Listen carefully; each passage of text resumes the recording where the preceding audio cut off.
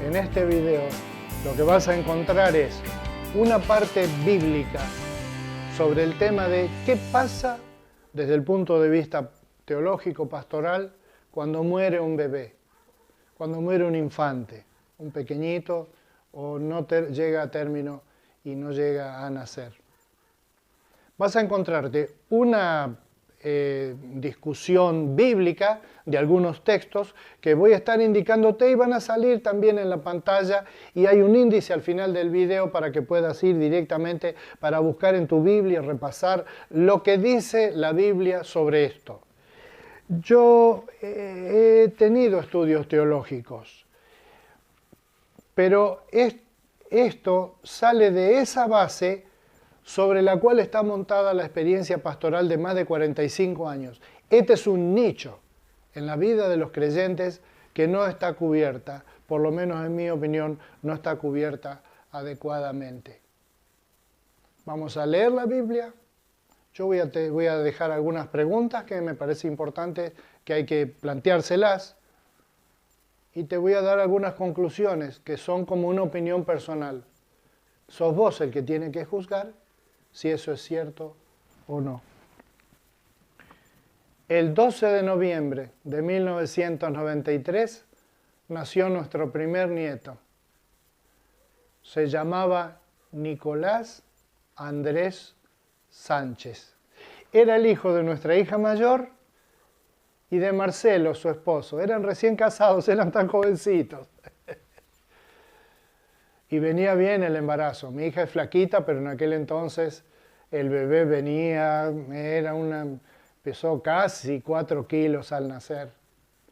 Era tan grande que cuando empezó el trabajo final de parto en la sala de parto allá en Mendoza, se trabó en su salida y no podía nacer. Y en el tiempo que el médico decidió cambiar la técnica de parto natural a cesárea, el bebé sufrió un trauma cerebral por falta de oxígeno. Después de la cesárea, el bebé fue internado en una neonatología especializada en bebés, y luchó durante ese día, al fin del cual, a la tardecita, murió. Era nuestro primer nieto y era el primer hijo de ellos. Yo nunca había tenido tan de cerca una experiencia de ese tipo. Había, en el trabajo pastoral de la iglesia, siempre había alguna persona a la que había que llevar consuelo de la palabra de Dios, y la palabra de Dios tiene mucho de eso. Cuando uno piensa en una persona que murió, enseguida yo pienso en el Salmo 24, de Jehová es la tierra y su plenitud, del mundo y los que lo habitan. Y cuando murió Nicolás, fue todo rodeado con una presencia especial de Dios. Yo viajé desde Buenos Aires para ir a ver qué pasaba. Cuando yo llegué, ya promediaba la vida de Nicolás. Y me dejaron entrar en la terapia neonatal, y yo estaba ahí paradito al lado de la cunita que la tenían. Era una cosa especial para neonatología, cubierta con un film de polietileno para que no pierda temperatura, y ahí él estaba grande, gordito, luchando por su vida. Perdón. Me puse a orar, no tenía nada más que hacer. Apoyado en la cunita oraba. Derramé mi corazón delante del Señor. Cuando abrí los ojos, al lado mío, del lado derecho, tenía una médica y del lado una enfermera. Era una enfermera especializada en neonatología, y a mi izquierda un médico. Estaban de guardia en ese momento. Los dos eran creyentes y estaban orando conmigo. De manera que para mí hubo una mano especial en ese momento. Mi hija todavía estaba internada, mi esposa estaba acompañándola junto con Marcelo, el resto de la familia, estábamos todos muy angustiados. Pero como dice Pablo, hay un límite en las penurias de los hijos de Dios. Estábamos angustiados, pero no desesperados. Solamente que yo pensaba, estos chicos recién casados, su primer hijo, ¿cómo van a poder seguir amando a Dios después de semejante golpe? La verdad, no creí que lo pudieran soportar. Cuando fuimos al cementerio, leí el texto que voy a leerte enseguida. Y vas a descubrir, junto conmigo y con ellos, cómo esta experiencia es para buscar a Dios en ella. No es un momento donde Dios nos abandonó, sino un momento donde no entendimos lo que estaba pasando. Eso es para entender mejor delante de Dios qué pasa cuando muere un bebé. El texto que encontré para leer en aquel momento fue este que está en 2 Samuel 12, 15. Dicho esto, Natán volvió a su casa y el Señor hirió al hijo de la esposa de Urías, de modo que el niño cayó gravemente enfermo. David se puso a rogar a Dios por él. Ayunaba y pasaba las noches tirado en el suelo. Los ancianos de su corte iban a verlo y le rogaban que se levantara, pero él se resistía y aún se negaba a comer con ellos. 7 días después, el niño murió. Los oficiales de David decían, si cuando el niño estaba vivo le hablábamos al rey y no nos hacía caso, ¿qué locura ahora hará si le decimos que el niño ha muerto? Pero David, al ver que sus oficiales estaban cuchicheando, se dio cuenta y les preguntó, ¿ha muerto el niño? Sí, ya ha muerto, le respondieron. Entonces David se levantó del suelo y enseguida se bañó y se perfumó, luego se vistió y fue a la casa del Señor para adorar. Después regresó al palacio, pidió que le sirvieran alimentos y comió. ¿Qué forma de actuar es esta?, le preguntaban sus oficiales. Cuando el niño estaba vivo, usted ayunaba y lloraba, pero ahora que él ha muerto, usted se levanta y se pone a comer. David respondió, es verdad que cuando el niño estaba vivo y yo ayunaba y lloraba, pues pensaba, ¿quién sabe? Tal vez el Señor tenga compasión de mí y permita que el niño viva. Pero ahora que ha muerto, ¿qué razón tengo para ayunar? ¿Acaso puedo devolverle la vida? Yo iré a donde él está, aunque él ya no volverá a mí. Mi hermano Héctor, que es pastor, me señaló esta parte del final, donde David dice claramente que el bebé había ido a un lugar donde él iba a ir. Y que de ese lugar el niño no volvería y obviamente David tampoco. Un texto muy importante, pero ya en el Nuevo Testamento, es Jesús cuando sanó a un ciego de nacimiento. Leo ahora Juan 9, 1 al 4, donde dice, a su paso, Jesús vio a un hombre que era ciego de nacimiento, y sus discípulos le preguntaron, Rabí, para que este hombre haya nacido ciego, ¿quién pecó, él o sus padres? Ni él pecó, ni sus padres, respondió Jesús, sino que esto sucedió para que la obra de Dios se hiciera evidente en su vida. Mientras sea de día, tenemos que llevar a cabo la obra del que me envió. Viene la noche, cuando nadie puede trabajar. En esa época, cuando alguien nacía o moría antes de nacer o moría en el parto, los judíos se preguntaban, y la teología contemporánea de Jesús creía eso, ¿de quién es la culpa que Dios castigó con la muerte de este bebé? Todavía es en nuestra mente, siempre va a haber eso de buscar una culpa. ¿Quién es el culpable? Te dije que fuéramos a tal médico, yo hubiera ido con otro especialista, yo hubiera consultado más, yo la obra social, lo que fuera. Siempre queremos buscar algo frente a lo que ya es irremediable. Y en el caso de este hombre que nació ciego, le preguntaron a Jesús si él había pecado y él dijo no dice claramente que no pecó, pero dice que no era por causa del pecado. Es decir, si un bebé muere, no es que la culpa la tienen o los padres o el bebé. Algunos teólogos contemporáneos a Jesús y un poquito anteriores creían que a veces esos accidentes en el nacimiento de los bebés eran porque el bebé dentro de la panza de la mamá había pecado y Dios lo había castigado y entonces él moría o nacía con algún defecto físico o algo. Menos mal que ha habido luz a través del tiempo, ¿verdad? Este es el texto más largo que tengo para citar. Está en 1 Corintios 15, vale la pena pegarle una leída general, porque es el texto donde el apóstol Pablo claramente responde a las preguntas de qué pasa cuando uno se muere, en general, no es específico de los bebés, ya te dije, no hay en la Escritura cosas muy específicas sobre la muerte de los bebés, sino de los adultos. El mundo es un mundo principalmente de adultos. Decía Pablo, si la esperanza que tenemos en Cristo fuera solo para esta vida, seríamos los más desdichados de todos los mortales. ¿Crees esto? ¿Qué creemos de Dios? ¿Solamente un Dios que se preocupa por nuestros días aquí en la tierra? ¿Qué es comparada la vida terrenal con la vida en su presencia en el cielo después que muramos?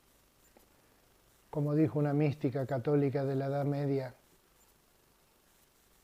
la vida terrenal no es más que una noche pasada en una posada de mala muerte. Lo cierto es que Cristo ha sido levantado de entre los muertos, como primicia de los que han muerto. De hecho, ya que la muerte vino por medio de un hombre, también por medio de un hombre viene la resurrección de los muertos. Pues así como en Adán todos mueren, también en Cristo todos volverán a vivir, pero cada uno en su debido orden. Cristo, las primicias. Después, cuando Él venga, los que le pertenecen. Una notita, esta referencia temporal, Cristo primero y después, cuando Él venga, los que le pertenecen, está dicho en términos temporales, pero Cristo no tiene tiempo. Lo vamos a leer. Dice claramente también aquí en el 26 que el último enemigo que será destruido es la muerte. La muerte nos va a estar embromando la vida todo el tiempo, pero al último de todo va a ser eliminado. No va a haber más muerte. Chau, se acabó. No va a haber más muerte. En el cielo no hay más muerte. Qué tontería, decía Pablo. Lo que tú siembras no cobra vida a menos que muera. No plantas el cuerpo que luego ha de nacer, sino que siembras una simple semilla de trigo u otro grano. Pero Dios le da el cuerpo que quiso darle y a cada clase de semilla le da un cuerpo propio. Está hablando ahora de cómo vamos a hacer en el cielo, iguales que ahora. Dice, cuando vos plantás una planta, lo que sembrás, ¿qué es? La semilla. Lo que nace es otra semilla. No, nace una planta, es diferente, es otra cosa. Pero la semilla tiene que morir primero. No todos los cuerpos son iguales. Hay cuerpos humanos, también hay cuerpos de animales terrestres, de aves y de peces. No todos los cuerpos son iguales. Uno es el resplandor del sol, otro el de la luna y otro el de las estrellas. Cada estrella tiene su brillo propio. Así sucederá también con la resurrección de los muertos. Lo que se siembra en corrupción, resucita en incorrupción. Lo que se siembra en oprobio, resucita en gloria.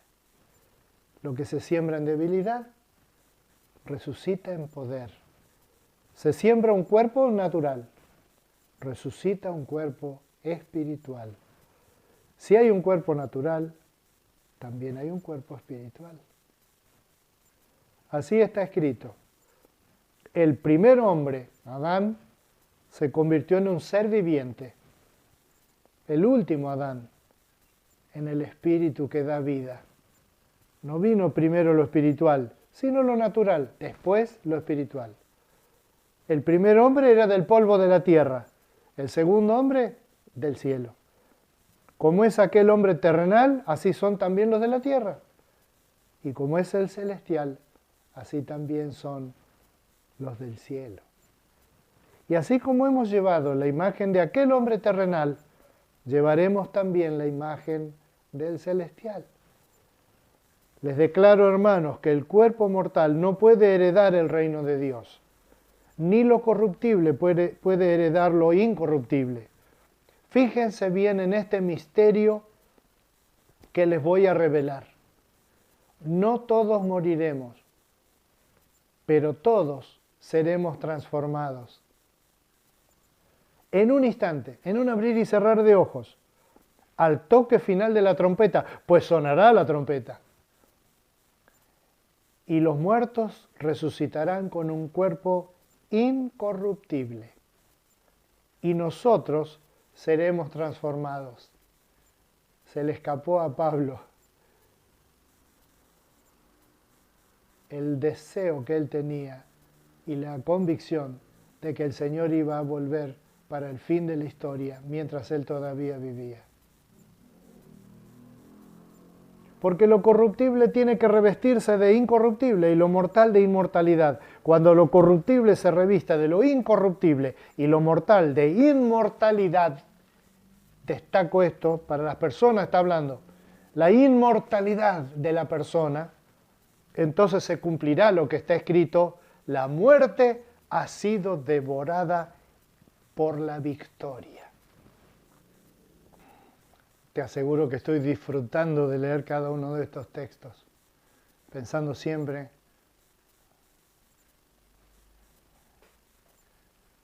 en los que nos esperan del otro lado del río. El salmista David fue pastor de ovejas, fue guerrero, fue rey, fue músico y fue un psicólogo de lo mejor. En el Salmo 139, 13, leo que dice así. Mirá lo que dice. Tú creaste mis entrañas, me formaste en el vientre de mi madre. Te alabo porque soy una creación admirable. Tus obras son maravillosas y esto lo sé muy bien. Mis huesos no te fueron desconocidos cuando en lo más recóndito era yo formado, cuando en lo más profundo de la tierra era yo entretejido. Tus ojos vieron mi embrión. Todo estaba ya escrito en tu libro. Todos mis días estaban diseñando, aunque no existía uno solo de ellos. Cuán preciosos, oh Dios, me son tus pensamientos. Cuán inmensa es la suma de ellos. Si me propusiera contarlos, sumarían más que los granos de la arena. Y al terminar de hacerlo, aún estaría a tu lado. ¿Cómo sabía David lo del ADN? Cuando yo nací no se conocía. Es maravilloso. Dice David al final de este salmo, fíjate si voy por mal camino y guíame por el camino eterno. Esta vez leo en Romanos capítulo 2, 12 en adelante, con el pensamiento, con la idea de encontrar qué es lo que dice la Biblia sobre quiénes se van a salvar y quiénes se van a perder. Hay una tendencia a pensar que lo que salva realmente es el contacto con una iglesia. Con una iglesia. Es como que la iglesia tiene una autoridad para decir este se salva, este no. Es difícil encontrar eso en la Biblia. Y es muy claro lo que dice en este texto, que dice así.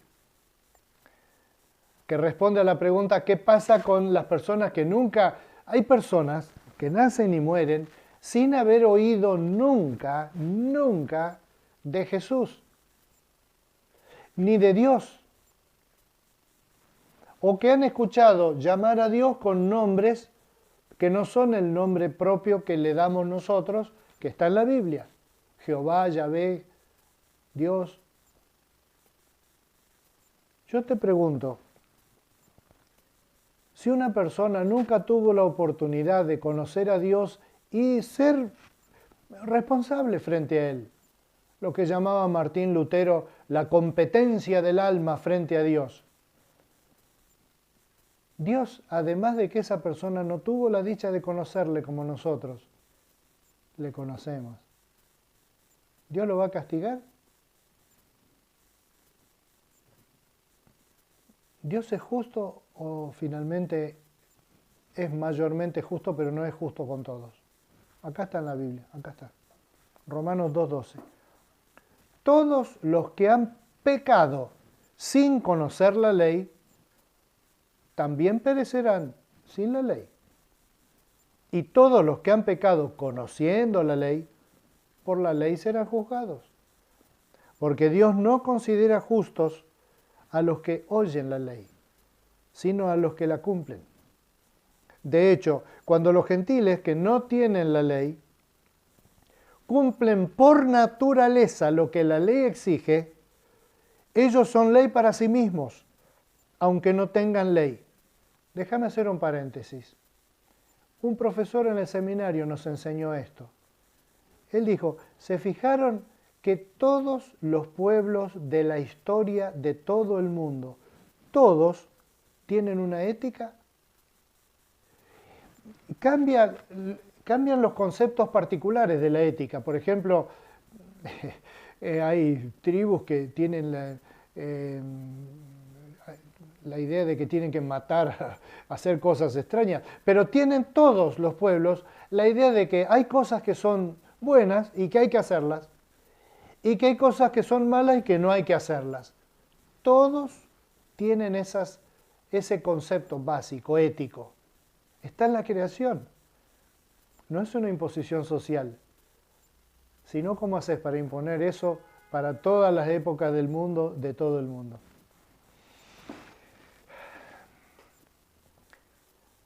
Ellos, dice Pablo, son ley para sí mismos, aunque no tengan ley. Estos muestran que llevan escrito en el corazón lo que la ley exige. Escrito en el corazón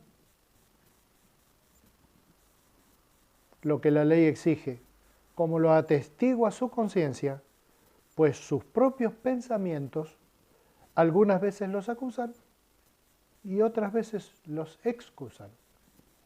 Así sucederá el día en que por medio de Jesucristo Dios juzgará los secretos de toda persona, como lo declara mi Evangelio. Todos nosotros, eso agrego yo, vamos a ser juzgados en nuestro propio contexto y no en un contexto teórico, en un escenario que nunca hemos visto. El Salmo 24 de David, es una referencia cortita que quiero hacer a él, es uno de mis favoritos. Todas esas veces que he ido al cementerio, he abierto la Biblia en el Salmo 24. De hecho, un día se largó a llover, por eso mi Biblia de papel en el Salmo 24 tiene la hoja arrugada, porque le dio el agua. Una vez en Entre Ríos, fuimos a un cementerio en San Gustavo.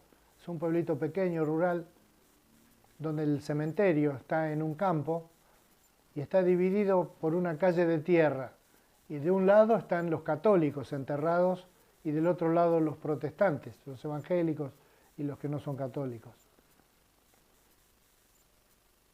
Un día fuimos ahí a acompañar a un querido chacarero pastor, porque era un hombre muy espiritual, pero tenía su campo.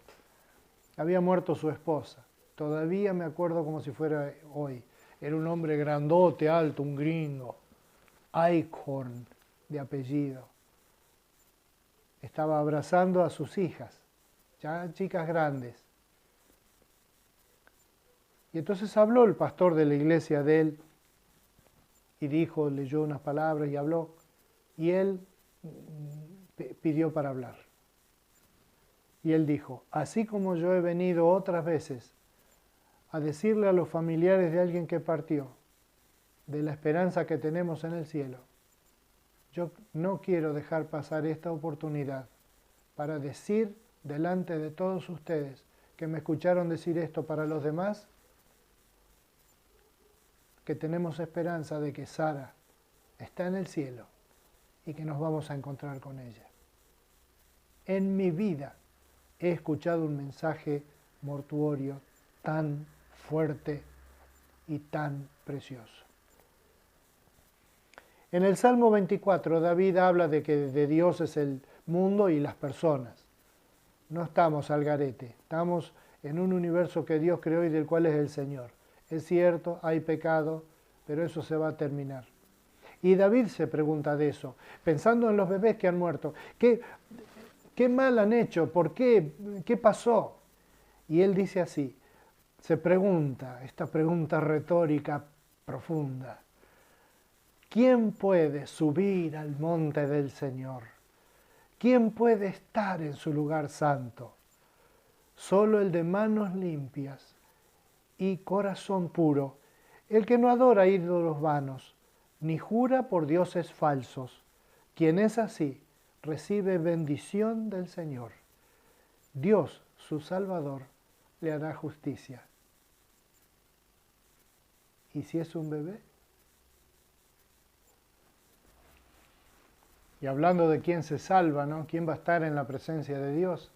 ¿Quién no va a ser condenado? En Hebreos 11 leo algunos versículos, es otro texto, Hebreos capítulo 11, hay que leerlo para entender más cómo es el tema de la salvación que Dios da en Jesucristo. Él pagó por nuestros pecados. La iglesia no pagó por los pecados nuestros. Los predicadores no hemos pagado por los pecados de nadie, al contrario, hemos sido privilegiados con poder pastorear, anunciar el Evangelio, acompañar a alguien, nada más. Siempre el poder magnífico ha sido de Dios.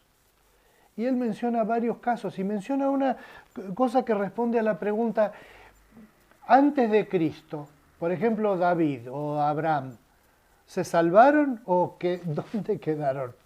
Otra vez, como con los bebés no sabemos qué responder, porque no conocemos, no diría las Escrituras, no conocemos el corazón de Dios.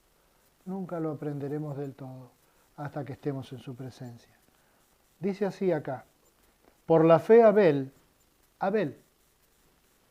el hijo de Adán y Eva, ofreció a Dios un sacrificio más aceptable que el de Caín, por lo cual recibió testimonio de ser justo. De ser justo, enfatizo eso. Por lo cual recibió testimonio de ser justo, pues Dios aceptó su ofrenda.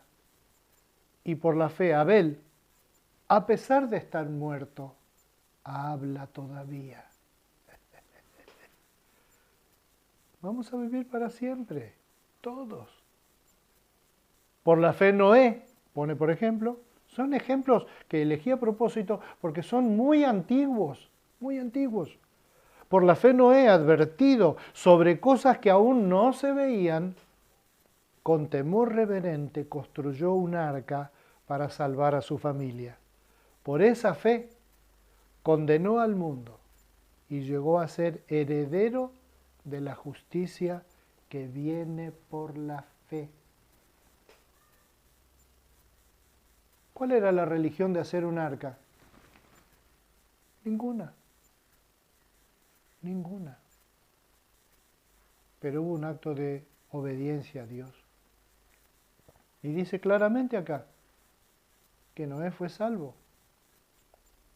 Está en la presencia de Dios. Todos ellos, dice en el 13 ahora, mucho más adelante, vivieron por fe y murieron sin haber recibido las cosas prometidas. Más bien, las reconocieron a lo lejos y confesaron que eran extranjeros y peregrinos en la tierra. Quizá este es nuestro problema también, ¿no? Que nos consideramos dueños eternos de la tierra. No vamos a vivir para siempre acá. Hagamos lo que hagamos. Tengo un tema con el tema del tiempo. Nosotros no nos damos cuenta, pensamos en forma anticuada que el tiempo es eterno, que el tiempo siempre va a haber tiempo, que siempre hubo y que siempre va a haber. Hay que leer las primeras hojas de la Biblia, del Génesis, donde dice cómo fue que Dios creó el tiempo. dice en la forma de Dios creó el sol, la luna, y ahí muestra el tema de cómo Dios creó, como parte del mundo que nos toca vivir hoy, este tema del tiempo y del espacio. Que no es así después que el Señor venga, en la presencia de Dios, en el reino de Dios, no hay tiempo, no hay tiempo, ¿no? Mira, un texto muy interesante para leer que todo el mundo conoce es Salmo 94, dice, 1000 años para ti son como el día de ayer que ya pasó, son como unas cuantas horas de la noche. Conocemos este texto, conocemos este texto. Para Dios no hay tiempo, no hay apuro. Dios no sabe lo que es tarde. Para Dios la palabra futuro no existe. Pasado no existe. Hay una ilustración, te puedo ayudar, me ayudó a mí, aunque no es fácil. Los filósofos han discutido. Dice que el tema del tiempo es como alguien que ve un desfile. Y entonces hay un desfile militar. Entonces dice, están todos en la plaza agitando banderitas, todo, y ahí hay un niñito parado en el borde de la calle con una banderita y agita la banderita. Y entonces delante de él van pasando, pasa el abanderado, pasan los de infantería, después pasan las enfermeras de la Cruz Roja, después desfilan los bomberos, después desfilan los caballos, y después pasan los tanques, y al final pasa un Unimog con un soldado saludando la bandera, cerrando el desfile. Ese es el paso de la historia. Pero dice, hay alguien que está en un edificio, en un tercer piso, y desde el tercer piso él ve al que va adelante con la bandera y ve la tanqueta que viene atrás cerrando el desfile, ve todo ese panorama. Así es Dios, ve desde arriba, no nos ve desde el cordón de la vereda. Es un tema con el tema del tiempo de Dios. Decía en Eclesiastés, es fantástico esto, no lo conocemos. Si un hombre tiene 100 hijos y vive muchos años, no importa cuánto viva, si no se ha saciado de las cosas buenas ni llega a recibir sepultura, yo digo que un abortivo vale más que él. Porque un abortivo vino de la nada y a las tinieblas va. Y en las tinieblas permanecerá anónimo. Nunca llegará a ver el sol, ni sabrá nada. Sin embargo, habrá tenido más tranquilidad que el que pudo haber vivido 2000 años sin disfrutar jamás de lo bueno. ¿Y acaso no van todos al mismo lugar? Se refiere acá al lugar de los muertos. En la época de Eclesiastés no había la noción del cielo y del infierno, pero claramente se indica que van al mismo lugar. ¿Quién tiene autoridad en el reino de los cielos? ¿Quién es el que verdaderamente puede decir esto es así y es así? Jesús, ¿verdad? Mirá lo que dijo Jesús de los niños. Usó la palabra paidion, del cual viene nuestra palabra pedagogía. Obviamente no le trajeron bebés, pancitas de mamás embarazadas, le trajeron chiquitos, que es el término acá, niñitos pequeños. Dijo Jesús así, le traían unos chicos para que Él los toque y ore por ellos, les ponga la mano y los bendiga, o sea, que Jehová te bendiga, algo así. Y los apóstoles entonces se sintieron en la obligación de correr los chicos porque molestaban. Y Jesús les dijo así, dejad a los niños venir a mí, no les impidáis, porque de los que son como ellos es el reino de los cielos. La palabra donde dice dejen que los niños vengan es aguanten, soporten, toleren, dejen a los niños que vengan a mí, porque de ellos es el reino de los cielos. Efectivamente, no solamente no somos los adultos de la iglesia los que vamos a decidir qué niños se salvan y quiénes no, qué niños van a ser tocados por Jesús y quiénes no, sino que lo va a hacer el propio niño cuando abra su corazón a Dios. Y aquel niño que no alcanzó a pecar contra Dios tiene un lugar privilegiado en el corazón de Jesús. Como dicen que a veces es mejor levantar buenas preguntas que tener buenas respuestas, yo quisiera levantar unas preguntas respecto de esto. La primera se refiere a cómo es el tema del nacimiento. Hay mucha gente, por ejemplo, el ministro de Salud de nuestra nación, que no sabe cómo funciona esto. Cuando ocurre la concepción, no se genera la vida. Eso es un falso concepto que mucha gente tiene. Ahí no se genera nada. Lo que se genera es un individuo vivo, un ser humano vivo. Porque en la concepción hay la unión de los gametos femeninos y masculinos que pasan a formar, con el aporte de más o menos una mitad y mitad del código genético del papá y de la mamá, un nuevo ser que tiene a su vez su propio código genético. Entonces, él es la suma de la mitad de los cromosomas de su papá y de su mamá, que a su vez cada uno de ellos es la suma de los cromosomas de sus respectivos papá y mamá, y así hacia atrás hasta la creación. Ese es un punto. El otro es, nosotros tenemos así funciona la vida humana. Somos concebidos, a los meses nacemos y después seguimos creciendo y desarrollándonos hasta la muerte. Cuando morimos, nuestro espíritu va con Dios, lo dice claramente la Biblia. El espíritu vuelve a Dios que lo creó y el cuerpo vuelve al polvo de donde salió. Entonces, la vida humana tiene un comienzo en la concepción, pero no tiene un fin. No tiene un fin, es eterno. Y esto es muy importante por las preguntas que voy a levantar enseguida. Sea para condenación eterna, como dice la Biblia, o para salvación eterna, la muerte es un salto. Ahora, lo que nos preocupa a nosotros es qué pasa cuando ese salto ocurre antes de que el bebé nazca o cuando el bebé es muy pequeño. Es decir, hasta que no toma conciencia de pecado. Esa es la primera pregunta que yo quiero hacer. Preguntas, solo preguntas. ¿Ser humano y ser pecador es lo mismo? Yo te diría que teológicamente no. ¿Por qué? Porque el pecado entró en el hombre. El hombre que Dios creó, Adán y Eva, no los creó ya pecaminosos.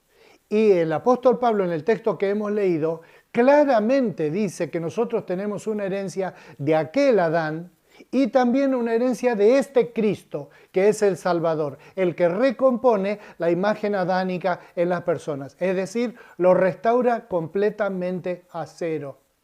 Solo que no pensamos en esto, es un tema relativamente poco tratado. Y esa es la razón por la cual nos falta esta información bíblica. ¿Cuándo comienza una persona a ser humana? Yo no entiendo esto, pero bueno. La vida comienza con la concepción.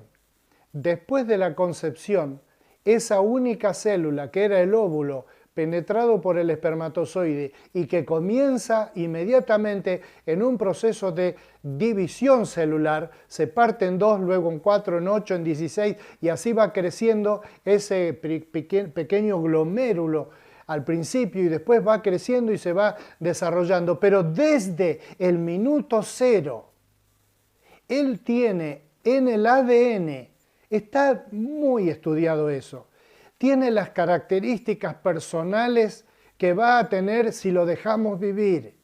Él tiene color de ojos, altura, forma somática, preferencias, facilidades para la elaboración matemática o para el ejercicio físico, para la motricidad fina, para la apreciación del arte. Todo eso está en él. Todo eso, como leímos en el libro de los Salmos. Si nosotros no lo interrumpimos, eso va a seguir. y se va a convertir en una persona y se va a desarrollar. Va a sufrir, va a tener todo tipo de penurias y algún día va a morir. Otra pregunta que hay que levantarse es por el tiempo. La persona humana, desde la concepción hasta su muerte, ascensión al cielo, vida eterna, ya con otro cuerpo, como hemos leído en el apóstol Pablo, esa persona, ¿cuándo en su vida está limitada al tiempo? Ustedes saben que dos limitaciones grandes tenemos en la vida terrenal, el tiempo y el espacio. Ocupamos un único espacio, ocupamos un único tiempo, y el tiempo es un devenir que se termina cuando morimos. Cuando nosotros estemos en el cielo, la vida eterna quiere decir que es una vida que es larga, que va a durar 1 minuto, 2 años, 20 años, 2000 años, como vimos en el texto bíblico. No, la eternidad es sin tiempo. Lo interpretó David por el lado poético que él tenía cuando dijo: en la casa de mi padre moraré por largos días. ¿Largos? ¿Qué tan largos? Eternamente largos. El tiempo, y Einstein lo ha elaborado con mucha claridad, el tiempo no es de ninguna manera una cosa fija en el universo. En el cielo, otra pregunta que quiero levantar. En el cielo, yo ahora tengo 68 años, voy a morir dentro de un tiempo y me voy a ir al cielo. Cuando vaya al cielo, ¿voy a ser igual que soy ahora? ¿Voy a tener algunos dientes que me faltan? El implante este que tengo acá, ¿Dios me lo va a transformar en un implante nuevo? ¿Por qué me haría un implante? La Biblia, acabamos de leer, claramente dice que voy a tener un cuerpo nuevo, que va a ser completamente diferente, pero que va a estar. En el cielo nos vamos a conocer. Y entonces yo quiero extrapolar en ese pensamiento lo siguiente. Si yo me muero a los 70 años, ¿voy a tener 70 años allá en el cielo? ¿O voy a ser un niño de 0 pensando en la eternidad? 70 años no es nada.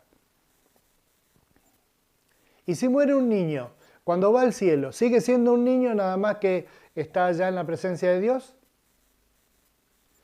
Y cuando muere un bebé, cuando está en el cielo, ¿es un bebé? Solamente que no se hace su necesidad encima y no hay que darle la leche. Permitime sugerirte esto. Que ese bebé en el cual reposa la imagen de Dios, claramente Dios dice en su palabra que el ser humano fue creado a su imagen y semejanza. Por supuesto, no es la semejanza física. Somos mucho más feos que Dios. Dios es espíritu, pero Él tiene un carácter, se alegra, se enoja, piensa, sufre, tiene aspiraciones, tiene sentimientos. En eso somos iguales a Dios. No en la calidad de esas cosas, sino en que esas cosas están. Entonces, cuando yo esté en el cielo, ¿mis emociones van a ser iguales que las de ahora? Ya mencioné lo de los dientes. ¿Y las emociones? ¿Y mi carácter? Todo eso va a ser perfeccionado. ¿Y si yo hubiera muerto a los 5 años? ¿Y si hubiera muerto antes de nacer? Te digo una cosa.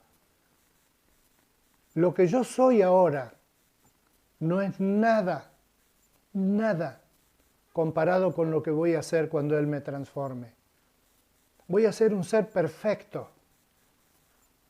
Y los bebés que han muerto también.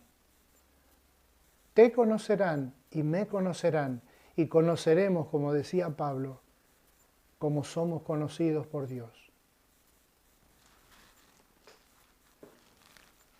¿Por qué razón? Esta es otra pregunta.